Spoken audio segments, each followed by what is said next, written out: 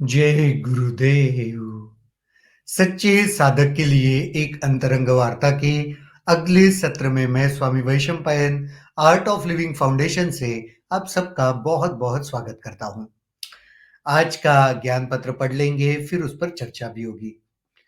यह ज्ञान पत्र 1 जुलाई 2002 वॉशिंगटन डीसी यूनाइटेड स्टेट्स में दिया गया। शीर्षक है उत्साह और वैराग्य। उत्साह क्या है? उत्साह का अर्थ है अपने अंतरतम ईश्वर से संबंधित होना।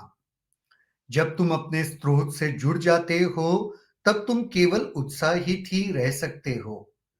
जब मन पूर्णतः वर्तमान क्षण में होता है, तो तुम केवल उत्साहित ही रह सकते हो। उदासीनता तभी होती है जब तुम जीवन के स्रोत से दूर होते हो। तुम्हें यह जान लेना चाहिए कि वैराग्य उदासीनता नहीं है, वह वास्तविकता के प्रति एक विशाल दृष्टिकोण रखना है। वैराग्य अपने स्रोत की ओर अग्रसर होना है। आसान शब्दों में वैराग्य का अर्थ है वापस घर लौटने का रास्ता। यह अपने स्रोत के ओर की यात्रा है, जो उत्साह का सागर है। उत्साह और वैराग्य का साथ साथ होना चिरस्थायी उत्साह और गहरे वैराग्य का रहस्य है। यह दोनों विपरीत प्रतीत होते हैं, पर वास्तविकता में एक दूसरे के पूरक है। यह लग सकता है किसी को कि जो व्यक्ति वैराग्य में होता है वह उत्साही नहीं होता। बिल्कुल नहीं। उल्टा, जो व्यक्ति पूरी तरीके से सच में वैराग्य को अनुभव कर चुका है, उसके इतना उत्साही दूसरा कोई और हो नहीं सकता। उत्साह का बहुत सुंदर विश्लेषण गुरुदेव यहाँ पे करते हैं। उत्साह का मतलब अपने भीतर का जो स्रोत है ना, जो सोर्स है जिससे यह जीवन बना है, उस स्रोत के साथ जुड़ जाना सही मायने में उत्साह है। क्योंकि जब तुम उस स्रोत के साथ जुड़ गए ना, तो उत्साह के अलावा और कुछ महसूस ही नहीं हो सकता। वहां पे कोई डल मोमेंट हो ही नहीं सकता, जो व्यक्ति अपने स्रोत से जुड़ा हुआ है। इसीलिए अगर आप देखोगे, काफी सारे संत महापुरुष, आपने उनको देखा होगा, वो बड़े उत्साह में रहते हैं। अच्छा, उत्साह का मतलब अपने आप को फिजिकली और मेंटली व्यग्र रखना नहीं होता है। नहीं तो कभी आप कहोगे, अरे कितने सारे साधु संतों को हमने देखा है, वो तो स्थिर होके बैठे रहते हैं। उसका मतलब ये नहीं, उत्साह का मतलब ये नहीं कि कुछ तो भी मूवमेंट ही करते रहना। उत्साह यानी ऊर्जा से भरपूर, तैयारी, रेडीनेस। जीवन में तैयारी होना, ये अपने आप में बहुत बड़ी उपलब्धता है। मुझे लगता है कि तुम क्या तैयार हो, क्या हर चीज के लिए, किसी भी चीज के लिए, वो उत्साह दर्शाता है। तो गुरुदेव वही कहते हैं कि उत्साह अपने स्रोत से, अपने भीतर जो ईश्वरत्व है उसके साथ संलग्न हो जाना उत्साह है। और उत्साह वैराग्य के विपरीत नहीं है कि मैं वैराग्य में हूं तो एकदम मुंह लटका के बैठा हूं, मैं कुछ करूंगा नहीं, सबसे दूर भागूंगा और कुछ करने के लिए आगे नहीं बढ़ूंगा। नहीं नहीं नहीं नहीं नहीं, ये बिल्कुल वैराग्य का लक्षण नहीं है। हाँ, जड़ता को वैराग्य नहीं समझना, ये भी गुरुदेव यहाँ पे कहते हैं। काफी बार लोग समझते हैं जड़ होके बैठ जाना इन्हें बड़ा वैरागी हो गया। नहीं नहीं नहीं, वैरागी वो नहीं है, वो तो उत्साह से भरपूर है। उत्साह क्या है? उत्साह का अर्थ है अपने अंतरतम में ईश्वर से संबंधित होना। हमारे भीतर जो ईश्वरीय तत्व है, उसके साथ जुड़ जाना, उसके साथ संबंधित, संलग्न होना। जब तुम अपने स्रोत से जुड़ते हो ना, तब तुम केवल उत्साहित ही रह सकते हो। जब भी तुम अपने स्रोत से जुड़ गए, इसके विपरीत होना दुखी होना है।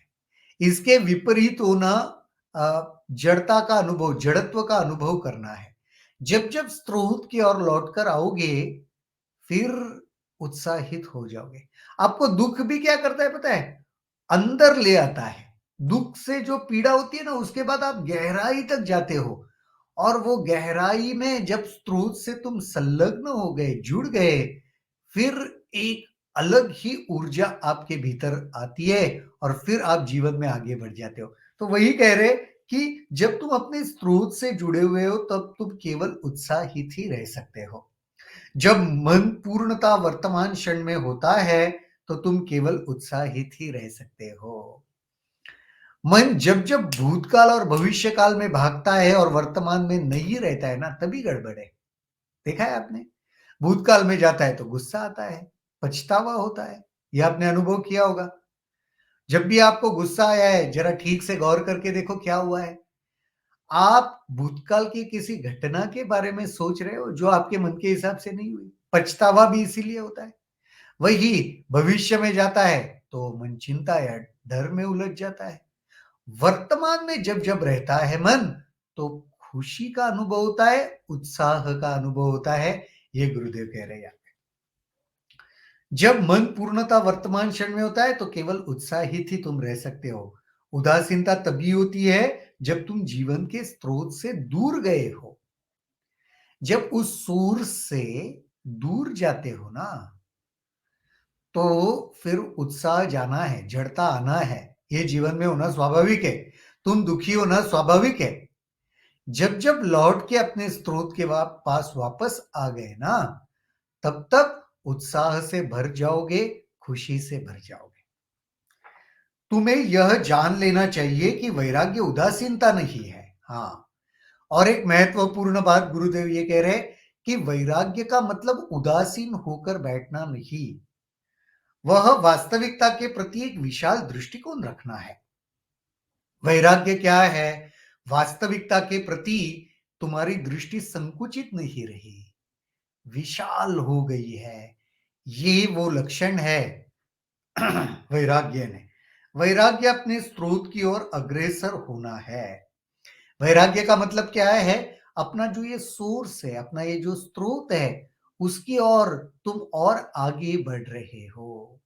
देखो, वैराग्य में जब आते हो, तो फिर बाह्यतम इंद्रियों से जो सुख मिलता है, वो सारे साधन तुम्हें विचलित नहीं करते। एक स्थित प्रज्ञता आती है, एक क्या कहते हैं, मैच्योरिटी ऑफ माइंड आता है ना?